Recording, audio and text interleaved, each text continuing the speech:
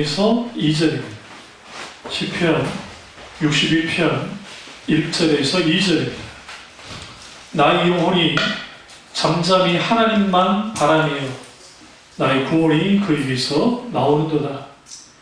오직 그만이 나의 반석이시요 나의 구원이시요 나의 요새시니 내가 크게 흔들리지 아니하리로다. 아멘. 말씀 제목은 고난과 기다림의 상관관계입니다. 고난과 기다림의 상관관계입니다. 우리 인생을 살다 보면 고난의 계절이 다가올 때가 있습니다.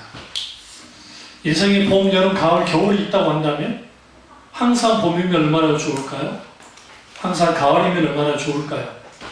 무더운 뜨거운 여름 같은 그런 시기가 있고, 때로는 너무너무 추워서 달달달 오금저리게 떨 수밖에 없는 인생의 겨울이라는 계절이 다가오기도 합니다. 문제는 대부분의 고난이라고 하는 폭풍이 아무런 예고 없이 찾아온다는 겁니다. 그렇기 때문에 실질적인 해결책이 필요한데, 그 해결책이라는 것이 인간적인 수단과 방법을 통해서는 그것을 찾아내기가 쉽지 않습니다. 이번에도 태풍이 온다고 예보하고, 그리고 아주 조심하라고 했지만 예기치 않게 토사가 밀려와서 집이 무너져서 일가족 세 식구가 돌아가신 일이 벌어졌습니다. 그만큼 인간은 실질적인 해결책을 강구하지만 불가항력적으로 우리가 인생의 강한 폭풍 속에서 고통을 당할 때가 있습니다. 선지자 사무엘이 다윗이 16살 되었을 때에 이스라엘 왕으로 기름을 부었습니다. 그의 나이 30이 돼서야 비로소 왕위에 오를 수 있었습니다. 그럼 오랫동안 그 시간을 기다려야 됐고, 그 기다림의 시간 동안에 끊임없이 고난을 경험해야 했습니다. 그런 의미에서 우리는 주님을 기다린다는 것이 아주 얼마만큼 쉽지 않은지를 알 수 있는 것은, 우리가 주님의 이러한 고난과 역경 속에서 잘 기다리면 좋겠지만 이 고난이 언제 끝날지 모르는 거야. 그러니까 기간이 있으면 그 기간 동안에 견디면 돼요. 우리가 군복무할 때 어쨌든 나라가 전쟁이 터지지 않는 이상은 제대로 날짜는 옵니다. 내가 사고 쳐서 어디 들어가지 않으면 영창에 들어가 있지 않는 이상은 그 날은 옵니다. 그래서 그 날을 바라보면서 인내하고 꿋꿋이 이겨나가고, 어차피 그 사람들은 그 사회에서만 볼 사람들이지 내가 밖으로 나오면 볼 사람들이 아니기 때문에 이제 그럴 수 있습니다. 그럼 문제는 뭐냐면 기간 없는 고난에 기약이 없어요. 그러니까 오늘 우리가 너무나 잘 아는 다윗은 기약 없이 기다려만 했습니다. 근데 놀랍게도 기다림은, 그러니까 우리의 관점에서의 기다림은 어쩔 수 없는, 마치 수동적인 의미의 기다림이라고 한다면, 주님이 우리에게 기다리라고 명령하실 때는 능동적으로 기다리라는 거예요. 실제로 히브리어 동사가 능동형이에요. 그럼 기다린다는 게 뭐냐? 우리는 그냥 가만히 기다리는 거 아니에요. 성경에서 말하는 기다림은 믿음으로 살아간다는 뜻이에요. 많은 사람들이 착각하는 게 기다려 할 때 기다리냐 그게 아니라 믿음으로 살아가는 모든 것들이 기다림입니다. 고난의 시기에, 문제의 시기에, 역경의 시기에, 환난의 시기에 우리에게 가장 필요한 게 뭐냐면 믿음으로 살아가는 겁니다. 믿음으로 앞서오는 겁니다. 근데 문제는 뭐냐면 우리가 믿음으로 살아가지만 그 어려움이 전혀 나아지지 않는 거예요. 느껴지지 않는 거예요. 자, 어떤 글을 읽었는데 우리나라에 좀 유명한 대학 다니는 애들이, 대학생 애들이 특별히 서울대 고대 연대 다니는 친구들이 점퍼를 입고 다녀요. 제 기억이 제가 학부 때 그런 점퍼가 있었냐 기억이 안 나요. 오래돼가지고. 언제부터 점퍼가 생겼는지 모르는데, 우리 선배들 때문에 배지가 있었어요. 대학교 배지가. 저보다 한참 선배의 배지. 서울대 배지, 무슨 배지. 그러면 그게 아주 자랑거리가 됐거든요. 근데 왜 요즘 친구들이 그렇게 하느냐? 요즘에는 서울대 다니는 친구들 중에 이전에 자기들이 나온 특목고 고등학교까지 여기다 써놔요. 나 특목고 출신. 왜 그런지 아세요? 자신의 자부심을 내세울 길이 별로 없는 거예요. 다시 말하면 과거에는 저희 때까지 적어도 서울에 있는 4년대 대학을, 그러니까 좀 3년을 걸어줘도 웬만한 4년제 대학을 나온 대부분이 취업을 했어요. 그 좋은, 대기업까지는 안 된다 할지라도 대부분의 취업이 가능했단 말이에요. 그런데 이제는 서울대를 나와도 쉽지 않잖아요. 그런 의미에서 자기들이 보상받고 싶고 자기들 뭔가 인정받고 싶으니까 그렇게 하고 다니는 거예요. 그런데 여러분 왜 그런 줄 아세요? 그 내면 세계가 황폐해져 있기 때문에. 진짜 자부심이 있으면, 진짜 자존감이 높으면 굳이 그 짓 하지 않습니다. 그런 일 하지 않습니다. 그렇다고 그 친구도 무조건 나무랄 수도 없는 게, 내가 힘들고 어렵게 이렇게 와서 나는 이런 거야. 그게 아직 어리다는 거야. 제가 나이 든 어른으로서 딱 봤을 때 그게 재밌어요. 귀여워요. 귀여워요. 그러니까 또 왜 그러느냐? 그걸 통해서 자신의 자부심을, 그리고 남들이 봐주기를, 근데 여러분 관심 없어요. 같은 또래끼리는 관심 있을지 모르지만, 여러분 서울대 아니라 하버드 대학을 나와도 나이 50 넘었고 50 넘어서 좀 나이 더 들어보세요. 그 학벌은 의미 없어요. 동문이라고 하는 힘. 저도 어쩌다 보면 저도 그 학교에서, 제 졸업 학교에서 나가오거든요. 그 신문 같은 게 크고 빼놓고, 내 소속감이라는 게 거기 나온 거 빼놓고, 그 다음에 동문, 그 다음에 동창회, 그리고 그거 뭐 어디 있어요? 이력서 쓰는 것밖에 더 있어요. 친구들이랑 그런 날짜를. 그 내면 세계, 그러면 왜 그러느냐? 그걸 통해서 나의 자부심을 드러내고 싶다라고 하면 그 어린 마음을 이해하지 못할 건 아니에요. 저도 그런 시절이 있었으니까. 그날 답답하기 때문에 그래요, 현실이. 답답하기 때문에. 그 답답한 현실 속에서 이제는 사람들이 얼짤 바 몰라 합니다. 문제는 극심한 고난을 당할 때예요. 이 세상 사람들이 얼마나 대단한 사람들이냐면, 하나님 없이 이 세상 사는 것이 당연하다고 여기는 게 정말 대단한 거예요. 인생의 역경과 고난과 환난이 다가왔을 때 그 이길 수 있는 우리에게 없는데, 그러니까 여러분 이러한 상황들 속에서 무슨 일이 벌어지느냐? 아니 예기치 못하는 고난이 나와요. 제가 암염마블에 입원했을 때 한 분이 돌아가셨어요. 가천측에. 그 제가 있던 병실 그 다정관 그쪽은 중병 환자가 있는 곳이 아니에요. 사실은. 근데 거기에 돌아가셨어요. 그러니까 무슨 일이 벌어지냐? 극단적인 그 슬픔과 그 헤아릴 수 없는 것들. 신주희 강사도 저기 입원을 오래 하고 있으니까 말 들어보니까 네 분 이상이 돌아가셨잖아요. 그리고 어머니를 향해서 마음 준비라고 하는 의사의 선언과 선포. 여기서 그 마음을 딱 이해할 수 있는 사람이 이분밖에 없어요. 왜?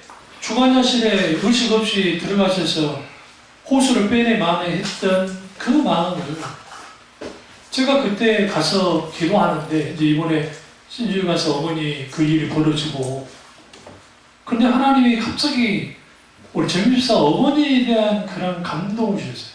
그러니까 과거에 있었던 기억력에서. 그리고 하나님 앞에 기도하기 시작했습니다. 근데 갑자기 주님이 여기 승리의 깃발을 꽂게 해라.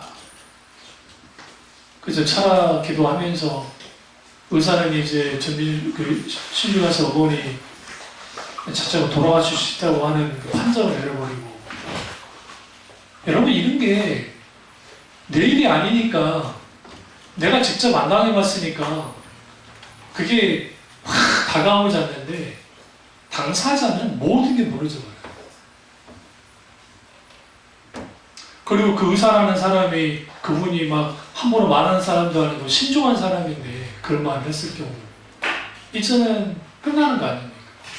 제가 어저께 신방 갔다 오는데 섹스 소리 하나도 안 나시고 하나님의 금요일 밤에 극적으로 하나님이 바꿔버렸어요. 의사가 그랬다며? 아까 좀 물어보니까 뭐 이랬대요. 스트레스를 많이 받아서 그러셨나 봐요. 그거 가버려요. 참 쉽죠? 의사하기 참 쉽죠? 의사들은 이해가 안 되는 거예요. 왜? 본인의 오랜 세월 동안의 환자를 봤기 때문에 이런 상황이 되어지면 이렇게 될 거라는 걸 아는 거예요. 그러니까 그만한 거 아닙니까? 그리고 또 이분이 막 그렇게 함부로 많은 사람들을 신중한 분인데 불구하고. 그랬을 때에 우리가 뭐 해야 되는가? 예기치 않은 고난이 다가올 때 여전히 하나님의 손길을 놓고 여전히 하나님이 역사하지 않는 거고, 처음 신방 갔을 때 하나님이 뜨겁게 만드셨거든요. 근데 상황은 더 좋아지지 않고, 그리고 어제 갔을 때 그때서 제가 깨달았어요. 뭘 깨달았냐면, 이제는 하나님이 구원을, 그 범위를 이제는 신주 가서 동생에게까지 열겠다는 것을 제가 비로소 깨달은 거예요. 대화를 통해서. 신주에 가서 어머니가 그 말하더라고요. 내가 마지막 유언으로 아들에게 교회 다니라고 안 다니냐. 그러니까 구체적으로 그렇게 말하지 않았지만 그렇게 말할 수도 있다고 말씀하셨어요. 이 말은 무슨 말이냐면, 후에 언젠가는 이제 모든 사람 돌아가십니다. 이 집안에 이때까지 내가 참 믿음이 없던 거지. 어머니 하나 구원해달라고 해서 기도를 했는데, 이제는 신우는 이미 뭐 교회를 다니고 있고, 어릴 때 교회 다녔기 때문에 애들도 교회를 다니고 있고, 교회에 대해서 아주 극단적인 반감을 갖고 있는 그 아들이 어머니를 향한 사망 선고 비슷한 어떤 최후 통첩이 날려졌을 때 신주 간사가 믿음으로 하나님의 치유할 것을 선포하고 실제로 그 일이 벌어졌고, 지금 직업 특성상 주일 성수를 잘하지 못한다 할지라도 하나님의 길 가운데 되어졌을 때 이 가정이 구원받은 역사가 나타나는 거 얼마나 귀합니까? 여기서 우리는 뭘 알 수 있냐면, 우리는 생각지 못하고 기원하지 못했던 것들이 이루어지는 거예요. 신나고 감사하죠. 그 순간순간 하나님께 기도하는데 자꾸만 승리의 깃발을 꽂아라, 승리의 깃발을 꽂아라. 왜 그럴까? 원수가, 사탄이 절대로 예수 믿지 않은 사람이 구원받는 것까지 허용하지 않습니다. 그의 입장에서. 그래서 끌고 나가는 거예요. 다 망가뜨리는 거예요. 그러니까 끊임없이 주님을 붙잡을 때, 그리고 교우들이 합심하여 하나님 앞에 기도하고 나올 때, 거기에서 하나님의 놀라운 역사가 일어나는 것처럼, 고난이 닥쳤을 때에 내가 지쳐서 포기하고 싶고 너무너무 힘들고 어려워서 나와버리고 싶을 때 하나님은 늘 우리 곁에 계시고, 내가 힘이 들지만 고개를 들어 주님을 바라볼 때, 그럼 내가 믿음으로 살아나가기 시작할 때, 기다릴 때, 거기서 하나님의 운행하심이 있습니다. 이게 중요해요. 우리 인생이 깨졌다 할지라도 우리를 위한 하나님의 사랑을 막을 수 없습니다. 죽음을 뛰어넘는 사랑, 십자가의 사랑, 아버지의 사랑입니다. 그래서 우리는, 하나님은 우리 아픔과 슬픔을 치유하기를 원해요. 절망을 뛰어넘기를 원합니다. 그렇기 때문에 우리는 고난이 찾아왔을 때에 우리는 생체의 길을 하게 돼 있고, 그 생채기를 통한 아픔의 흔적들이 남습니다. 아파요. 힘들어요. 지금 계속 이런 설교가 계속 나오는데요. 그래서 금요 설교도 그렇고 여러분 이제 설교 올라가면 한번 쭉 들어보세요. 고난에 대하여 쭉 설교를 했는데, 그런데 거기에서 우리는 깊이 주님을 만나요. 그러니까 인간이 아주 깊은 힘들고 어려움 속에 딱 떨어졌을 때에 우리는 뭐 하게 되느냐? 하나님을 깊이 만나게 됩니다. 그리고 우리가 어떤 자세를 가져야 되냐면 62장 8절 보세요. 백성들아 시시로 그를 의지하고, 첫 번째. 두 번째, 그 앞에 마음을 토하라. 두 번째. 세 번째, 하나님 우리의 피난처시리로다. 그리고 셀라. 셀라는 지금도 이게 무슨 뜻인지 몰라요. 그런데 이제 우리 그 샤우팅 있죠, 샤우팅. 외치는 거 막, 그런 의미, 그런. 그러니까 이게 뭐냐면, 마땅히 우리는 이렇게 해야 돼. 강하게 선언하고 선포하는 거야. 시시로 그를 의지하라. 여기 시시는 뭐야? 매 순간순간마다 주님을 의지해요. 뭐 할 때? 고난 닥쳤을 때. 고난 가운데 있게 될 때. 그 앞에 마음을 토해요. 마음을 토한다는 것은 창자가 끊어지듯이 주님께 부르짖는 거야. 내 아픔과 고통과 눈물을 우는 거예요, 하나님 앞에. 여러분, 의사가 그 선언했을 때에 5만 가지 생각되지 않겠어요? 생각해보세요. 이제는 마지막으로 준비해야 되나? 어떻게 해야 되나? 하나님을 붙든다고 하지만 붙들기 쉽지 않고, 그 상황 속에서 여러 문제가 겹쳐올 때에 전부 눌러버렸을 때 나는 질식할 만큼 질식한단 말이에요. 그게 목조 올 때에 순간순간 주님을 의지하는 거예요. 그리고 마음을 토하는 거예요. 여러분의 답답한 심정을 주님께 토해야 됩니다. 있는 것들 알으셔야 돼요. 내 마음이 아파 죽겠어요. 그러니까 주님 앞에 토해내야 돼요. 어리석은 사람들이 그것을 불평과 불만의 말로만 털어버리는 거예요. 아니, 친구들 만나서 그런 거 풀면 다 풀려나갑니까? 하지 말라는 게 아니라 여전히 그 아픈 마음은 그대로 있어요. 조금 상쇄될지 모르지만 주님께 토하고 토하고 난 다음에 친구들끼리 하소연하세요. 그래야 상대의 친구도 덜 영향을 받아요. 부정적인 영향을.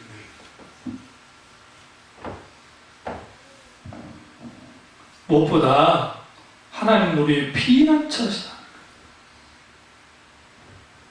근데 이게 여러분 참 중요한 말씀이 나오는데 9절 보세요. 9절.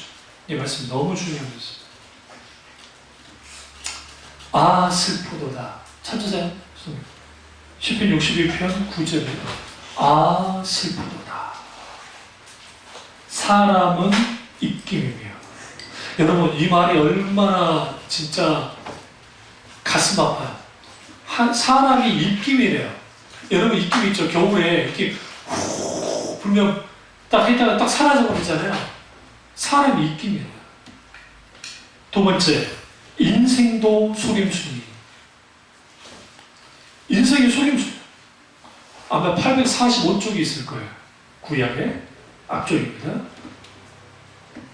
시편 62편 9절. 속임수이니. 입김이면 인생도 속임수이니.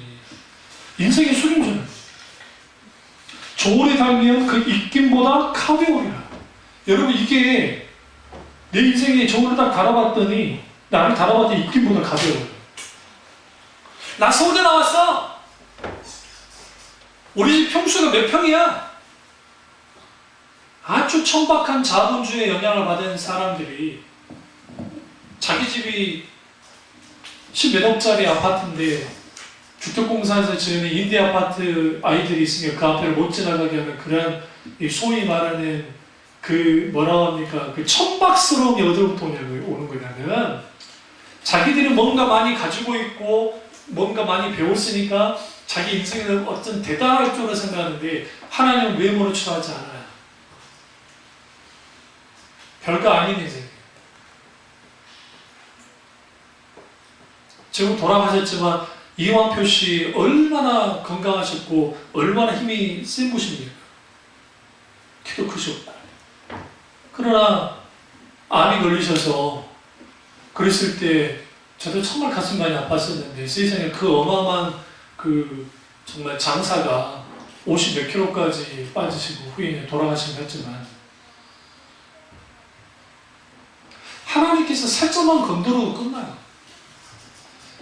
제가 이 등산로 같은 데 등산을 쭉 하다 보면 후 맞으신 분들이 생각보다 많아요. 그러니까 여자분들보다는 남자분들이 또 많고.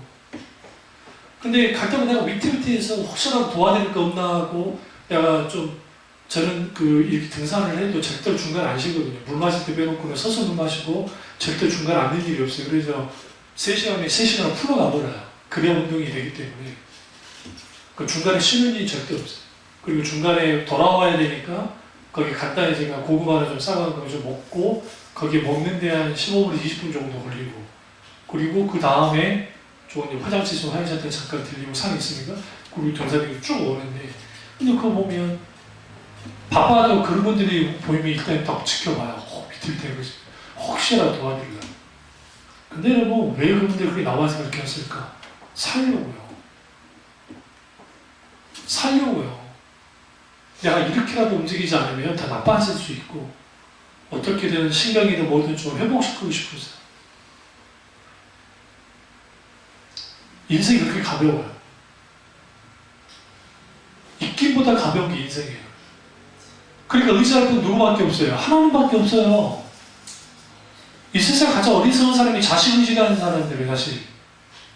자식 의지에 있다가 자신한테 뒤통수 맞는 사람들이 많잖아요.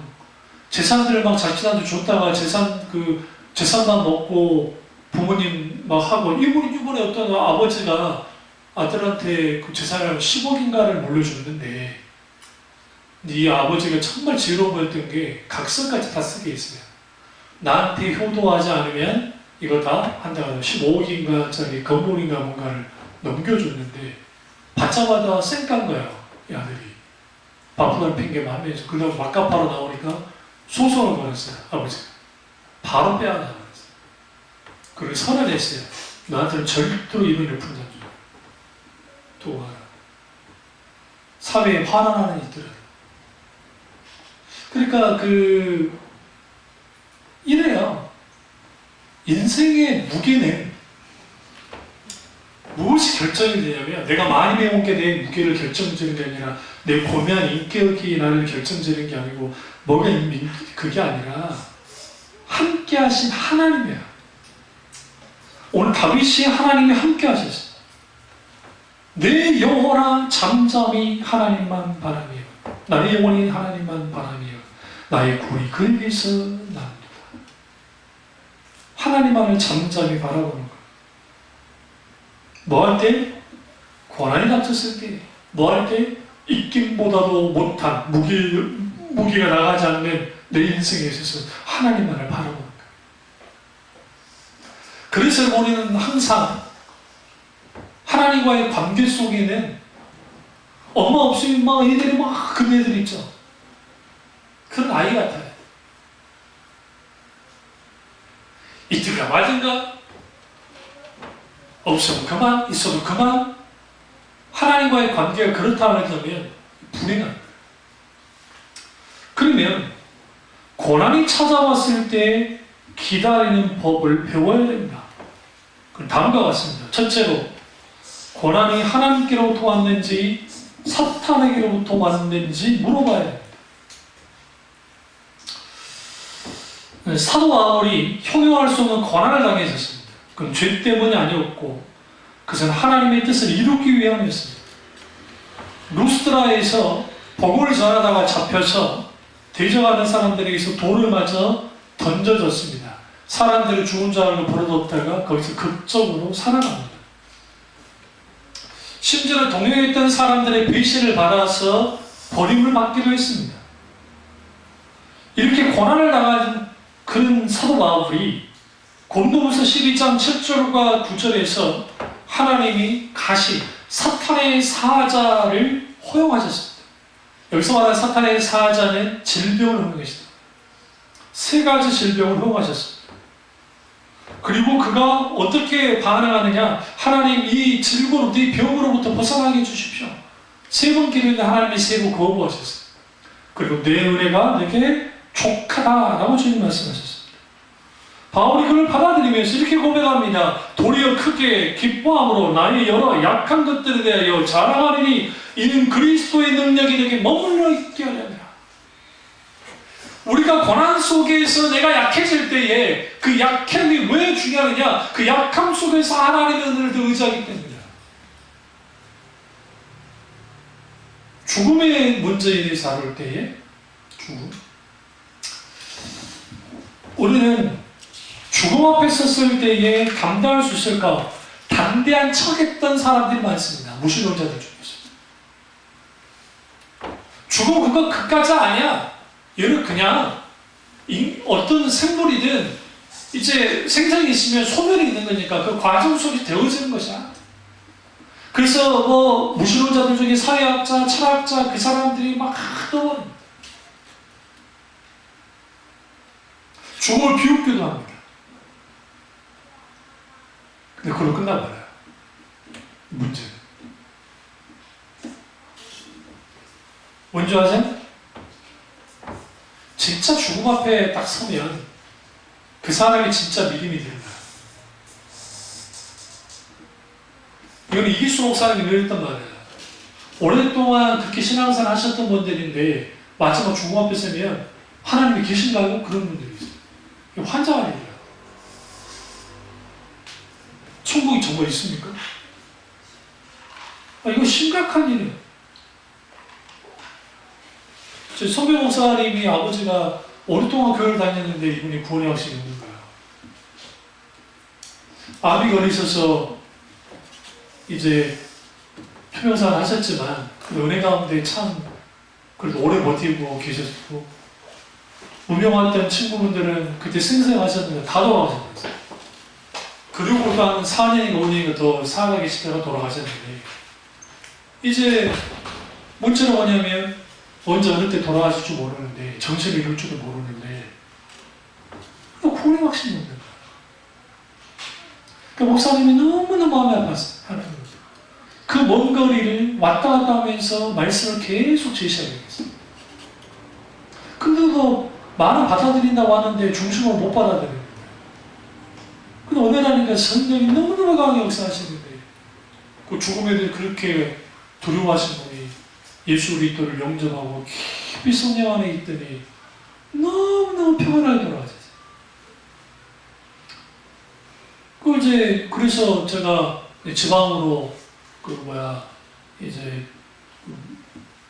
장례식장에 갔는데 목사님을 위로해주는데 목사님 얼굴이 너무 밝은 거예요. 그래서 아니 목사님 괜찮아. 그러면 이제 어머니도 후에 돌아가시고 하셨는데 지난번에 만났는데 그 말씀 하시더라고요. 한 분이 살아계실 때는 몰랐는데 한 분만 돌아가시니까 가슴에 뭐라고 했고 내가 지금 고아라고 하는 나이가 있는데도 이 허전함은 이 말로 표현할 수 있어요. 실제로 그렇습니다. 우리 모두는 언젠가는 고아가 될 때가 와요. 언제인지 모르죠. 그래서 우리 부모님 믿지 않는 부모님들에게 복을 만들잖아요. 그리고 진짜 주님 만나야 돼. 진짜 주님. 이 고난이 원수로부터 온 것인가? 아니면 하나님께로부터 온 것인가? 그걸 분명해야. 어떻게 분명하냐? 내 죄 때문에 올 수도 있고 여러 가지. 하나님의 한 영혼을 구원하기 위해서 이런 고난들이 다가온 자는 원수는 가만히 있지 않아요. 원수는 할 수 있는 한 어디로 끌고 나가기로요? 분명히 지옥으로 끌고 가기 원하였어요. 그럼 아버지가 왜 거기에 승리의 깃발을 꽂아라 했을까? 여호와 니시의 깃발을 꽂아라 했을까? 이미 주님이 승리자시잖아요. 더 이상 주님이 깃발 꽂았으니까 온수 너가 장난질 하지 말라는 거죠. 그런 의미에서 우리가 극심한 고난을 당할 때에 많은 것들이 무너지기도 하지만 또 한편으로는 하나님과의 관계 속에 깊이 다가가기 때문에 내가 이전에 느끼지 못했던 영적인 어떤 이런 모든 감각들이 다시 살아나기 시작합니다. 그럼에도 불구하고 여전히 우리는 살아는 판이 있어요. 그런 고난 속에서. 우리는 그들을 위해서 기도하고 지지해주고 그리고 함께 해주셔야 돼요. 둘째로 하나님이 세우신 시간 계획에 기꺼이 순종해야 됩니다. 결국 고난의 때가 있어요. 전도서 3장이 고난받을 때와 편안할 때가 있다 했잖아요. 결국은 때가 있어요. 때가. 고난이 다가올 때에 사탄은 우리에게 이렇게 유혹합니다. 피해라. 그리고 권면을 듣지 말라고 속삭입니다. 사탄이 천국에서 쫓겨난 이유가 뭡니까? 교만 때문이었어요. 그래서 사도 베드로가 베드로서 전서 5장 5절과 7절에서 순종의 사람이 되어야 된다고 분명히 가르치고 있습니다. 그래서 우리는 고난이 닥쳤을 때에 즉시 하나님의 지혜를 구하고 그리고 대처하는 방법을 물어야 돼요. 그리고 하나님 앞에 어떻게 해야 되느냐? 그걸로 신뢰함으로 겸손히 기대해야 돼요.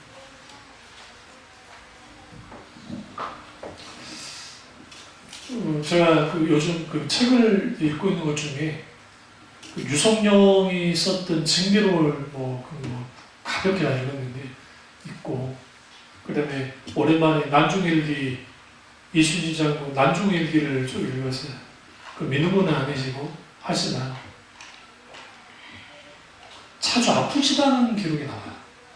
그러니까 여수 전라 자수영이 여수 진난거 제가 앞에 벌써 놀았던 곳에 그이니까 그 지역은 제가 다 알잖아요. 제가 살았으니까 어릴 때 고향이고 하니까 종포, 돌산도 그리고 심지어는 여러 거 다 아는 곳이니까 이제 그 글을 읽으니까 너무너무 잘 아는 거고, 또 내가 정말 초등학교 때 가기 싫은 소풍 장소 구봉산, 툭한 구봉산, 가기 싫은 구봉산. 여러분 다 경험하잖아요. 우리 어릴 때 꼭 같은 데 가잖아요. 비슷한 거. 뺑뺑이 돌면서. 요수니까 얼마나 하겠어요? 그 작은 곳에 어딜 가겠어요? 어쩌다 이제 만세리 해수욕장. 만세리 해수욕장은 저희 무대예요. 가면 안 되는 곳이에요. 내가 거기서 여름마다 노는 곳이에요. 근데 거기를 또 뭐예요? 소풍으로 가니 정말 재미없죠. 근데 이순신 장군이 세상에 구봉산에 올라갔더라고요. 북산이라는 거기 봉화대가 있고 거기서 쭉 내려가고. 근데 이런 표현이 있어요. 봉창에 쪼그려 앉아. 이 봉창이 우리 봉창 두드린다고 하잖아요. 창문 있죠? 우리 옛날에 창호지로 된 문이 있잖아요. 거기에 길이 앉아서 때로는 거기에서 나라에 안 좋은 소식 듣고 거기서 대성통곡 울기도 하고 내 마음이 너무 범민스러워서 거기서 고통당하는 거예요. 그러니까 이제 아프다는 기록이 내가 아파서 오늘 이 공부를 못 봤다, 아파서 못 봤다 그러는 거예요. 이 말할 수 없는 일들이 벌어져요. 그게 정망이 아니라 여기 그 내용 쭉 보니까 제가 정말 한숨이 나올 만큼 오늘날에 이 정치인들 하는 것보다 더 할 정도니까 그지. 그럼 그 눌림이 얼마나 크겠어요. 근데 그분이 이렇게 기도했어요. 기도를 하더라고요. 하늘이시여 하면서 하늘이시여 내가 죽더라도 내가 살리고 싶다. 그분이 이제 복음이 들어가지 않는 분이니까 하나님에 대한 존재를 모르잖아요. 이렇게 생각을 했어요. 하나님 역사의 주관자신데 우리나라 역사에 개입하지 않으셨을까? 했을 거라고 봐요. 하나님이 그거에 개입하지 않으셨으면 우리는 끝났을 거예요. 우리 지금 뭐하고 있어요? 스미마센. 아, 그럴까요? 고니치와. 예수 믿지 않았던 그 이순신이라고 하는 한 인물도 그 고뇌하고 아파하면서 하고 하죠. 인생에는 모든 사람에는 여러 가지 문제가 닥쳐요. 그런데 이런 사람들이 있어요. 아주 성격 좋은 사람 같은데 밝은 사람인데 어떤 있으면 막 피하는 사람이 있어요. 네? 이런 사람들은 실제적으로 고난이 다가온 게 무섭기 때문에 회피해요. 누가 감당하느냐? 주위 가족들이 감당. 우리에게 고난이 닥칠 때에 가장 중요한 게 기꺼이 순종하는 거예요. 순종하는 법을 배우는 거예요. 하나님 앞에 납작 엎드려서 순종하는 걸 배우는 거야. 내 인생 내 마음대로 사는 게 아니구나. 내가 이렇게 하는 게 아니구나.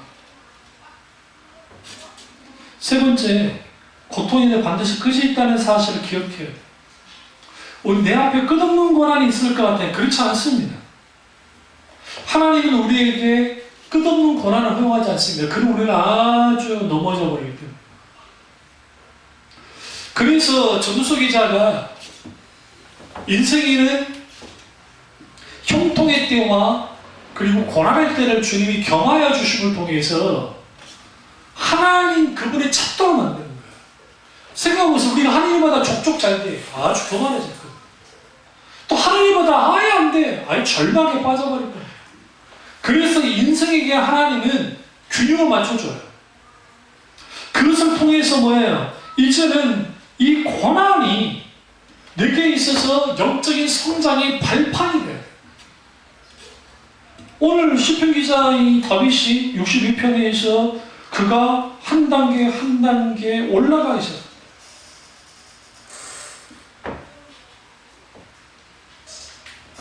11절을 보면 하나님이 한두 번 하신 말씀을 내가 들었나니 권능은 하나님께 속하였다 하셨구나.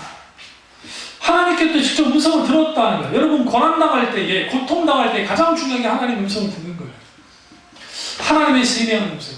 워러스비의 그 책도 그렇고 그 다음에 그 오스와드 챔버스라고 하는 분이 있어요. 이분이 36살에 돌아가시긴 하셨지만 사진상에는 아주 나이 드는 할아버지처럼 보이지만 36살밖에 안 돼요.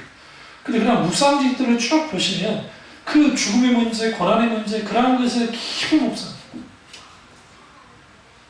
결국 그것이 영적 성장의 발판이 됩니다. 그럼 왜 하나님 이런 고난을 내게 허용하셨을까? 다른 지체가 그 고난 가운데 있을 때에 도우라고 하는 거예요. 아주 필요합니다. 이 고난을 통해서 어떤 유익을 얻을 수 있을까 생각하셔야 돼요. 기억하셔야 돼요. 깊은 슬픔이나 아픔이 금세 회복될 수 있는 사람 없습니다. 하나님이 우리 마음을 치유하시고 회복하실 때 극복하는 거예요.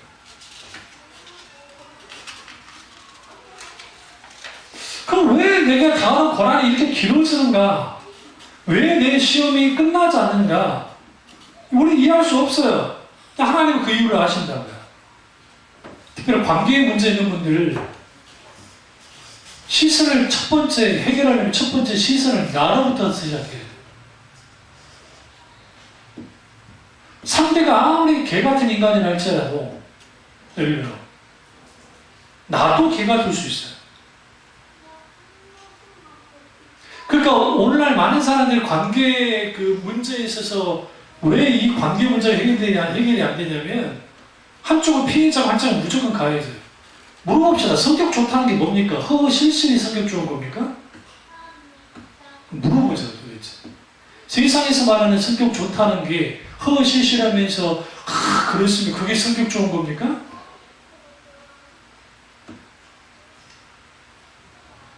근데 그런 사람들이 예를 들어서 어떤 일을 해나갈 때에 책임지지 않고 피하고 그 뭐 어떻게 할 거예요? 그러니까 이 세상에 만드는 애 아닌 건 아니라고 하고 만든 건 이 모든 성격 좋다 안 좋다 이것은 다 개인적인 주관적인 기준인 것 뿐이에요. 실제로 그 사람이 어떤 사람이냐가 중요해요. 어떤 사람인가. 그 사람이 예를 들어 뭐 하는가. 그러니까 우리는 이렇게 생각해요. 내가 성격 좋은 사람 마누라를 만나고 남편을 만나고 제가 말씀드릴게요. 여러분이 하이라가 아니니까 최수용을 못 만난 거예요. 내가 단언합니다. 하이라 씨의 성격이 여성적이지 않고 조금 남성적이래요. 털털하대요, 성격이. 들어보니까. 근데 최수용 씨가 하이라 씨를 전도를 하려고 하는데 이분이 그 중국 화교 출신이잖아요. 그러니까 깊이 불교 집안이란 말이에요. 그걸 결혼을 했어요. 기다려준 거예요. 하이라 씨가 한 말이 그래요. 자기 남편이 교회 나오라고, 지금 최수용 장로님이신데, 나오라고 하지 않았는데, 후에 예수님 믿고 이제 지금 교회 다니는 건데, 관계 문제 속에는 우리가 분명히 볼 게 뭐냐면, 그 관계의 고통은 내가 풀었다가 나 풀려지지 않아요. 상처도 풀어줘야 돼요. 그런데 김준호 목사님이 수많은 사역 속에서 했던 말이 있어요. 결국은 하나님이 부부 문제면 두 사람을 다 같이 만져야 돼요. 동시적으로. 그래야 풀려요. 거기 핵심 뭐냐면 서로를 불쌍히 여기는 마음이에요. 기본적으로 서로를 불쌍히 여기는 마음이 없기 때문에 관계의 고통에 있는 거예요. 그러니까 우리도 모르게 입술의 말로 우리는 극명한 조주 섞인 수많은 말들을 던져줍니다. 첫째자는. 그게 실수를 할 수가 있어요. 그 갈등으로 갈 수 있죠. 그러니까 우리 이렇게 옛날이니까 우리 권사님 시대나 우리 어머니 시대에 보면 남편들이 안 그런 분도 꽤 많았지만 마누라 패는 남편들이 너무 많았어요. 그 시대에. 지금 생각하면 왜 그랬을까? 우리 아버지 좀 살아계셨으면 거의 이제 80대나 중후반 후반 정도 중후반 되셨을 텐데 전적을 경험한 세대잖아요. 어릴 때. 그리고 부모님이 다 돌아가시고. 그러니까 험한 생활을 산 거예요. 근데 우리 큰아버지는 제가 말씀드렸지만 우리 큰아버지는 무능력 하신 분이었고 아버지가 거의 가게를 동생들 다 해야 되는 상황이었고 실제로 또 책임감이 있는 사람이라 그렇게까지 했었고 근데 그렇게 했는데도 불구하고 그러니까 우리 집에서 밥상이 공중부양되면 내 친구 집 옆집도 공중부양되고 내가 아는 집이 공중부양돼 집집마다 아주 못된 짓을 한 거지. 집집마다. 그리고 안 그런 집은 다 아버지가 아줌마한테 지금 잡혀 사는 집은 안 그래요. 네, 얼큰아버지 있어 또 그런 아줌마. 그래서 아주 때려잡고 하는 집이 있고 그 빼놓고 그런 아픔들이 지속되어질 때 가장 먼저 하실 게 뭐냐면 옛날 오랜만에 그렇고 하나님 저 계획쟁이 고쳐주시옵소서 주여 미션이나 한다고 안 고쳐져요. 내가 먼저 맡겨야 돼. 미안하지. 전부 김준호 목사님이 사역할 때 그렇게 마누라를 패는 사람이 있었어요. 근데 그 마누라가 예수를 믿었거든요. 교회 나간다고 불사지로 그러고 가니까 챙겨준다고 옷을 다 벗기고 찢어갖고 게이제를 하려고. 요즘 같았으면 깜빵에 잡혀도 쳐넣을 텐데 그때는 70년도 그랬으니까. 그렇게 그러도 안 되니까 머리를 잘라버리고 때리고 목사님이 가서 해도 안 되고 그래서 그러니까 여러분 저도 그렇고 여러분 다 조심해야 될 게 분내는 습관이에요. 화내는 이 습관이 한번 딱 자리 잡히면 그래서 할 수 있는 성경에는 할 수 있는 한 분내지 말라고 했던 말이 사탄이 뭐하지 못하도록 침투하지 못하기 위함이다 하잖아요. 공격하지 못하기. 근데 이게 습관이 되어지면 과거의 분노의 지수라는 게 이 정도면 분노를 냈는데, 이 정도면 분노를 냈는데 갈수록 줄어들어요. 이게 강도가 세지고 해요. 그러면 이제 반대편 사람이 이게 습관화되면 이 분노에 대한 내가 받는 것이 이게 이제 습관화돼버려요. 근데 문제가 뭐냐면 가슴이 멍이 들어요. 우리 어머니처럼. 그러니까 우리 어머니가 그래서 심장, 그리고 신장, 여러 가지 막 그게 있었거든요. 둥둥둥둥 거리고 막 하는 거. 그럼 그 아이들은 어떻게 돼요? 저 같은 아이들이 되는 거예요. 그러니까 우리 형같이 성격이 좋은 사람도 우리 어머니와 비슷하게 말대꾸하는 여자를 만나니까 폭력을 행사할 때 있잖아요. 아주 전일이지만 아주 옛날 저번 때 얘기가 적었으니까. 그게 뭐 그러냐면 아버지로부터 부어진 게 자동적으로 돼요. 다행히 우리 아버지가 담배는 안 폈고 근데 술을 많이 먹었는데, 그러니까 우리 어머니가 늘 걱정했던 게 저 두 아들이 술을 대는 순간과 똑같이 할 거다 그런 거예요. 술을 대는 순간. 물론 우리 하나님 믿었으니까 당연히 이제 안 했지만, 그러니까 그런 것 속에서 고난이 너무 긴 거예요. 이런 말씀 드리면 죄송합니다만 저는 그나마 고등학교 1학년 때 끝났잖아요. 아버지 돌아가셔가지고 종결. 근데 신주에 가서 어머니 말을 듣니까 내가 이제 그 신주에 가서 어머니에게 우리 어머니 모실 거예요. 제가 그 아버지가 살아계셨습니다. 그러면 아들인 저는 어떻게 행동했을까요? 저는 성격이 유한 성격이 아니기 때문에 아버지를 할 때를 가만 안 둬요. 제가 어쩌하는 사람 막 때려오르지 않습니다. 내가 참을 수 없는 사람도 아니에요. 참아요. 근데 어떤 극한 지점에서 그 선을 넘으면 그때 제가 한번 화를 내면 그때는 저도 감당하지 못할 만큼 내가 무서울 정도로 보면 그건 하나님이 많이 눌러놨기 때문에. 그리고 이제 나이가 들고 요즘 이제 나이가 들어서 이제 그런 것도 없어요. 이제 좀. 근데 많이 없어지긴 했지만 만약에 그랬었다 한다면 저와 아버지 사이에 무슨 일이 벌어졌습니다. 하나님 나중에 데려가 버린 거예요. 그러니까 꼭 이제 돌아가실 수 있다고 하는 걸 보니까 이제 그런 이제 소식을 들으니까 우리 어머니가 쭉 떠오르는 불쌍하기가. 우리가 조심해야 될 것은 하나님 앞에 충분히 저도 그렇고 여러분도 그렇고 우리는 누구에게 상처 줄 수도 있고 상처 받을 수 있는 존재예요. 그래서 하나님 앞에 충분히 울어야 돼요. 많이 울어요. 그리고 우리의 입술을 지키셔야 돼요. 그리고 이제는 이러한 이 분노이든 아니면 어떠한 것이든 이러한 것들을 어디로 끌고 나가냐면 이 화낼 수 있는 에너지를 운동을 다 풀어버려야 돼요.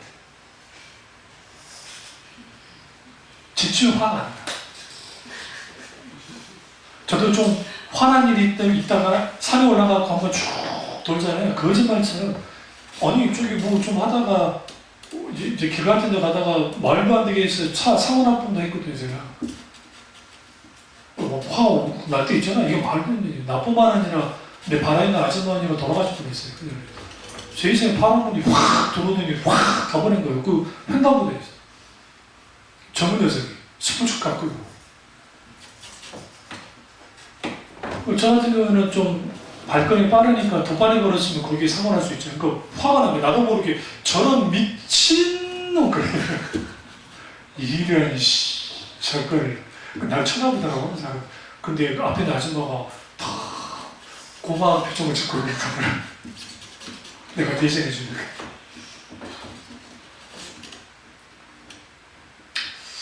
끊어야 됩니다. 뭘 끊어야 되냐면 우리 속에는 수많은 것들. 그래서 관계의 치유는 이게 이제 부모와 자식 간의 관계도 마찬가지고 부부 간의 관계도 마찬가지고 형제와 또 형제들 간의 관계도 그렇고 또 친구와의 관계도 그렇고 다 있잖아요. 그 관계들 속에서 결국은 내가 옳다 그러다라고 가면은 이거는 접촉점이 없어요. 그 뭐 해야 되냐? 일단 충분히 그 영혼을 놓고 같이 기도해야 돼요. 또 하나는 뭐냐면, 그런 상황이 벌어졌을 때에 열어놔야 돼요. 우리 침묵을 배우죠. 침묵. 그러니까 분냄의 상황이 벌어졌을 때 침묵해야 돼요. 이건 뭐냐면 일종의 불국이에요. 불국이. 이 불국이를 안 하면 계속적으로 분노가 침묵해요. 그래서 할 말 못하면 다 쏟아내요. 자기도 모르게. 후회하지 마. 제가 그래서 그 요게 30%는 아버지한테 배웠고, 전라도요. 70%는 군대에서 배웠어요. 전국 사방곡곡 욕을 다 들었으니까. 왜냐면 군대라는 게 이게 다 도가 있잖아요. 전라도, 뭐 경상도, 강원도, 다 충청도 다 들어오잖아요. 우리가 거기서 욕을 배운 거예요. 적절하게 쓰는 욕들. 그러니까 그런 것들을 딱 들었을 때 그 영혼이 이제 황폐해지. 그 대신 이건 필요합니다. 불쌍히 여겨요. 불쌍한 마음이 안 생기시면 하나님 제게 불쌍한 마음을 부어달라고, 긍휼의 마음을 부어달라고 하죠. 그렇게 되어지면 놀랍게 바뀝니다. 정말. 그리고 어떤 상황 속에서 해나갈 때 하나하나씩 이제는 뭐라고 해요? 마음의 평안함이 더 주어지도록 기도해야 되고요. 이 부분에 있어서 오늘날 그 미국 사람들이 저는 뭐 미국 가본 적이 없으니까 아주 밝잖아요. 밝다며. 뭐 하이 엘리베이터 타면 하이 해야 된다며. 우리 엘리베이터 타면 하이 해요? 저는 엘리베이터 타면 이제 뭐 타잖아요. 그 여자분 혼자 있잖아요. 저 절대로 뒤에 안 가요. 내가 앞에 있어줘요, 일부러. 왜냐하면 내가 뒤에 있으면 괜히 긴장하잖아요. 그러니까, 그리고 또 일부러라도 내가 스마트폰 빼내가지고 보낸 척해. 아, 나 당첨할 때 해칠 거 없어. 혹시라도 이 사람이 그럴까봐 나 이제 근거까지 배려를 하거든요. 근데 예를 들어서 하면 하이. 그 미국 사람들은 저 긍정의 배신하는 책을 제가 읽고 있거든요. 근데 거기에 하이하고 막 굉장히 사람들이 막 활달하고 막 그 사람들이 잘해주는. 그래서 유럽 같은 데 가가지고, 동유럽 같은 데 가가지고 하이했다가 미국 사람들은 막 성질나는 거예요. 왜? 이것들이 다 기대고 표정이 그냥 있고. 근데 정신과 치료를 가장 많이 받는 것이 미국이에요. 미국. 그러니까 미국 사람들이 엄청난 스타일이에요. 우리는 늘 긍정적이어야 되고 늘 우리는 친절해야 되라는 게 마음은 안 그래도 그렇게 해야 되는 거예요. 과잉으로라도 이렇게. How are you? 그런 다음에 응? I'm fine! 그런 다음에 환장을 해주지.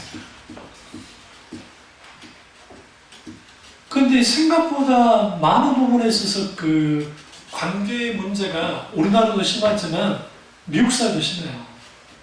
어느 사람도 안 그러죠. 다문화 국가라. 그러니까 거기에 그 미국은 그런다면 외국은 장모와 사위가 왼수래. 관계가. 여기는 거의 뭐 전쟁 수준.